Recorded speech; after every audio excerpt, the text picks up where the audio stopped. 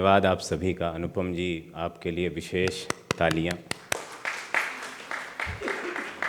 लिखना बोलना सब आसान चीज़ें हैं, पर गंभीर लिखना, गंभीर बोलना, सत्य बोलना, ये सब कठिन चीज़ें हैं। और हम जिस दौर में अब हैं उसमें ये और कठिन होता जा रहा है। किताब पर ही फोकस करूँगा, इधर उधर नहीं ले जाऊँगा। Technology of joyous living. Technology शब्द के बहुत सारे मायने आप समझ रहे होंगे। जीवन को जो सरल बनाए वो टेक्नोलॉजी, जीवन में जो दुख दूर करे वो टेक्नोलॉजी, जीवन को जो सही मार्ग पे ले जाए वो टेक्नोलॉजी, जीवन में जो ज्ञान लाए वो टेक्नोलॉजी, जीवन में जो किसी भी तरह के नए अनुभव क्रिएट करे वो टेक्नोलॉजी। और ये सारे काम धर्म भी करता है। पर विज्ञान धर्म नहीं है और धर्म विज्ञान नहीं है। इस किताब में बहुत सारे पैरेलल्स खड़ा करने की कोशिश की गई है। सत्व, रजस, तमस को इलेक्ट्रॉन, न्यूट्रॉन, प्रोटॉन से पैरेलल किया गया है। किताब की आखिरी लाइन वेदांता मोरल फ्रेमवर्क पे ख़त्म होती है। 509 पृष्ठों की किताब जहाँ ये ख़त्म हो रही है। पैरेलल ढूंढने के चक्कर में दो विधाओं का नाश होता है। मैं बहुत स्पष्ट कहूँगा, आप विज्ञान को धर्म मत मानिए और धर्म को विज्ञान मत मानिए। हाँ, लेकिन जहाँ ये दोनों जाकर मिलते हैं, साक्ष्यों के आधार पर विज्ञान बनता है और साक्षी आधार पर धर्म बनता है। ये बहुत स्पष्ट कर दिया गया है। जब आप साक्षी भाव से धर्म को देखते हैं तो धर्म आपको समझ आने लगता है, और जब साक्ष्य के आधार पर आप चलते हैं तो आपको विज्ञान समझ आने लगता है। हिंदू धर्म पुराना है, बहुत पुराना है, और हिंदू धर्म में ये आज़ादी दी गई वक्त के साथ कि आप अपने विचार को सिद्ध करके संप्रदाय बना सकते हैं। पिछला महीना महाकुंभ में ही बीता है, 2 दिन बाद फिर जाना है। 126 संप्रदाय हिंदू धर्म में इस समय हैं। और जब मैं संप्रदाय कहता हूँ तो समझिएगा, वल्लभ कुल से लेकर निम्बार्क संप्रदाय से लेकर शैविज़म में अघोर पंथ से लेकर नाथ संप्रदाय से लेकर ऐसे 126 संप्रदायों का विकास पिछले 5000 सालों में हिंदू धर्म में हुआ है। मूलतः 3 विभेद हैं, शैव, वैष्णव और शाक्त का। अब स्मार्त का भी उसमें उल्लेख आने लगा है। वही भगवान उत्तर भारत में हैं, वही भगवान दक्षिण भारत में हैं, लेकिन अलग अलग क्षेत्रीय वजहों से, अलग अलग पौराणिक वजहों से उन्हें पूजा जाता है। कार्तिकेय को उत्तर में नहीं पूजा जाता है, दक्षिण में पूजा जाता है। किताब का जो मूल है, चूँकि जॉयस लिविंग की तलाश सभी को है, किताब धर्म से आध्यात्म की ओर ले जाती है। और बहुत स्पष्ट कहूँ तो ना मैं धर्म और अध्यात्म में कोई अंतर नहीं मानता हूँ। एक वर्ड यूज़ करता हूँ, 2 दिन पहले भी किसी से मैंने कहा कि religion and spirituality difference is bullshit. क्योंकि अगर धर्म नहीं है तो किस चीज़ का अध्ययन करके आध्यात्म अनुभव करोगे। साध्वी जी कह रही थी, श्री कृष्ण ने जो प्रेरणा दी, श्री कृष्ण ने भगवद गीता में स्वधर्म की बात की। सबका अपना धर्म होता है, सबके अपने अनुभव होते हैं। गुरु एक पर्टिकुलर मार्ग पे ले जा के आपको एक पर्टिकुलर अनुभव करा देता है। और अब चूँकि गुरु शिष्य परंपरा और ये सब चीज़ें बहुत आभासी सी लगती हैं, क्योंकि हम जिस दौर में जी रहे हैं वहाँ धर्म को समझने के लिए जिन चीज़ों को हमारे सामने लाया जाता है, चाहे वो धर्मगुरु हों, बाबा हों, ग्रंथ हों, उनका विवेचन हो, और नए बनते संप्रदाय जिनका आधार किसी संप्रदाय से निकल कर बना हो, जैसे गौड़ी संप्रदाय से इस्कॉन बन जाता है। स्वामीनारायण संप्रदाय के लिए किसी बहुत बड़े आधार की ज़रूरत नहीं पड़ती है, पर वो फिर भी इतना बड़ा संप्रदाय बन जाता है। तो विज्ञान और धर्म 2 पैरेलल्स हैं। जब भी आप मिलाने की कोशिश करेंगे तो आप कंफ्यूज होंगे। तो धर्म को धर्म रहने दीजिए, विज्ञान को विज्ञान रहने दीजिए।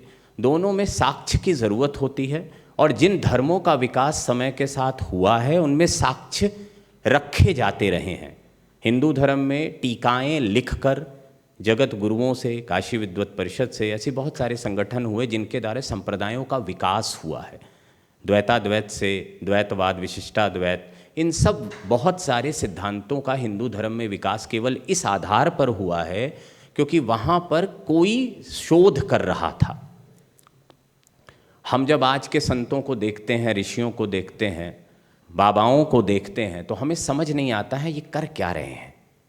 पैसे बना रहे हैं, लोकप्रिय हो रहे हैं, सोशल मीडिया पे क्या कर रहे हैं समझ नहीं आता है।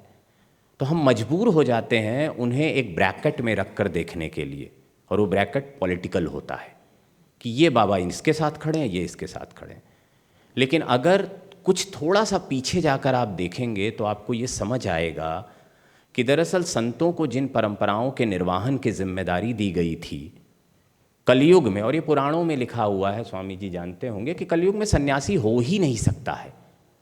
सन्यास इतनी उच्च अवस्था है, और इस किताब में भी बहुत सारी परमहंस और तमाम चीज़ों का जिक्र किया गया है, हो ही नहीं सकता है।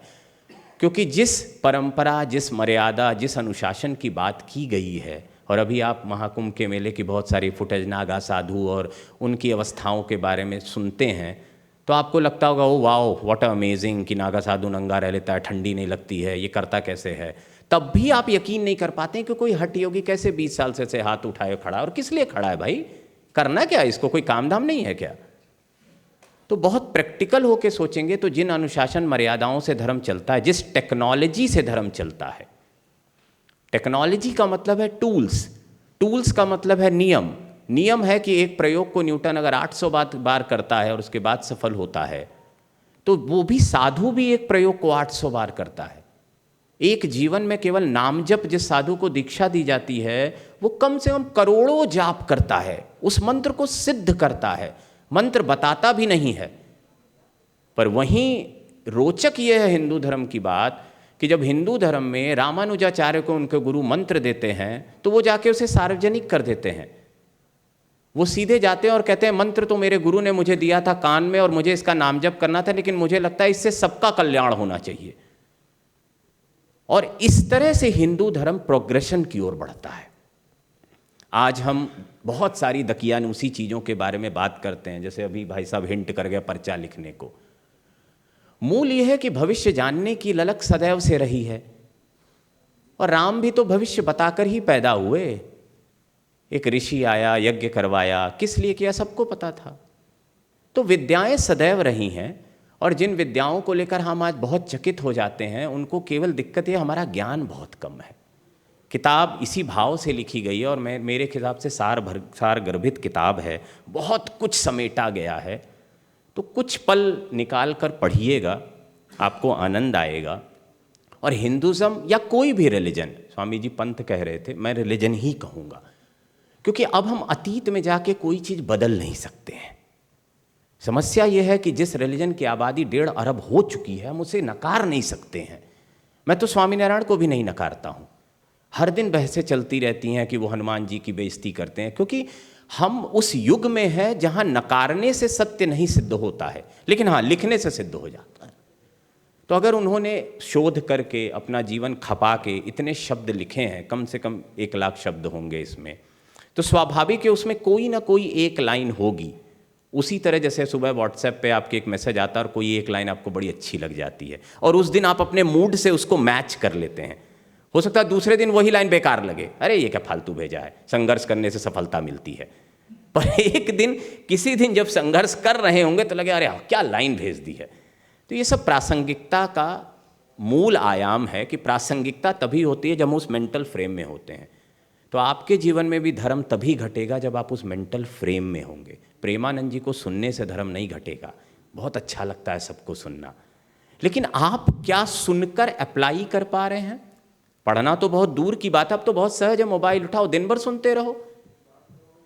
और सुनने से क्या घटित हो रही है चीज़ें? तो वो जो टेक्नोलॉजी की बात कर रहा हूँ, अपने संतों के बारे में, अपनी संस्कृति के बारे में, आयुर्वेदा के बारे में जानना, योग के बारे में जानना। योग इतना सरल नहीं है कि अष्टांग योग में समेट के 8 क्रियाएं करके आप सब कुछ जान जाएंगे, और योग शरीर के लिए बना ही नहीं था। इसमें भी ध्यान, धारणा, समाधि की बात की गई है, जो 3 अवस्थाएं हैं ध्यान की। तो मेरा ये मानना है कि धर्म को समझने के लिए थोड़ा विस्तृत होइए, और धर्मों को भी पढ़िए। सत्यमित्रानंद जी एक बड़े महाराज हुए, उनको कुरान याद थी, बाइबल याद थी, पर आज के गुरुओं को नहीं याद होगी। चैलेंज के साथ कहता हूँ, क्योंकि उनको लगता है हमें विधर्मी क्यों होना है, हमें क्यों जानना है कुरान। जानने में बुराई क्या है कि लिखा क्या है, और जानेंगे तब तो आप स्पष्ट बोल पाएंगे। पॉलिथियस्टिक रिलीजन हो, मोनोथियस्टिक रिलीजन हो, नियो वेदांता के सिद्धांत दुनिया में सिद्ध हो चुके हैं। 1990 के बाद नियो रिलीजियस मूवमेंट शुरू हो चुका है दुनिया में। आज आप सदगुरु श्री श्री रविशंकर को अगर देखते हैं, क्योंकि दुनिया स्पिरिचुअलिटी को एक्सेप्ट कर रही है, तब उनका स्टेटस है। आज हरे रामा कृष्णा को आप समझते हैं तो क्योंकि इस वजह से, क्योंकि उनको चैंटिंग की पावर समझनी थी। अब वो बुद्धिज्म की ओर चले गए हैं। अमेरिका में बुद्धिज्म अब हिंदुइज्म से ज़्यादा फॉलो होने लगा है।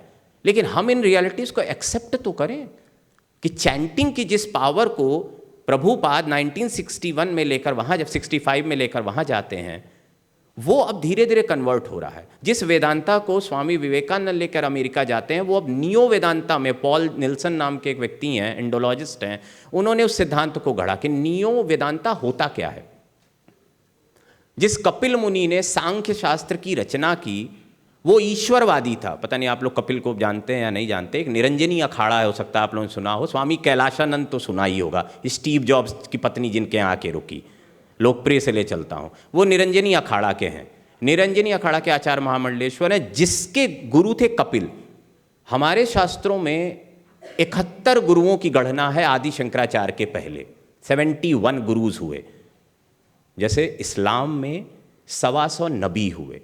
आज अगर इस्लाम ये क्लेम करता है अपने आप को कि भाई हम तो सदियों से थे, और ये बात बहुत कंट्रोवर्शियल होगी कि नहीं आप सदी से, आप तो अभी 8वीं शताब्दी में आए हैं, तो उनका ये कहना है भाई हमारे जो मोहम्मद साहब थे वो लास्ट नबी थे, गॉड मैसेंजर। उसके पहले 125 हुए और वो विभिन्न धर्मों में हुआ। लेकिन चूंकि हमारा ज्ञान उस लेवल पे अभी आता नहीं, और हम 125 के हम 4 नहीं जानते थे।